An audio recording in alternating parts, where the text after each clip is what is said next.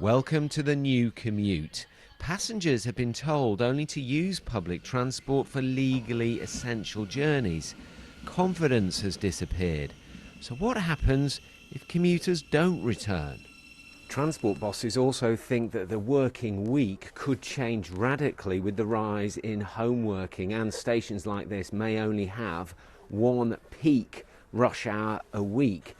To counter this, the government wants flexible season tickets. Pre-pandemic, roughly half of the railway's funding came from fares. That has now gone. Normally this train is pretty busy. Just a handful here now of commuters.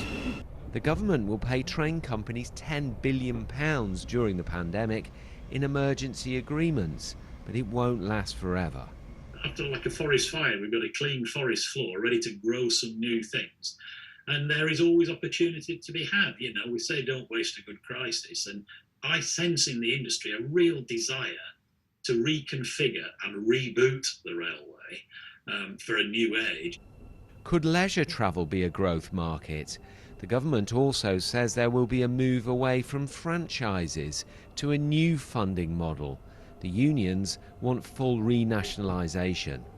The big issue for the railways is this sustainable, this huge lack of passengers? And financially, probably not.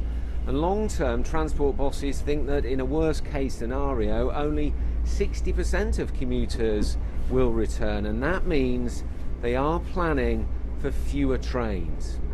The only way forward is to make rail more attractive. Partly that's through revisions to fares and ticketing products. Partly it's through the trains themselves, the stations, and the timetables. So trains are running at times that people want to use them, are reasonably comfortable and have facilities that people want.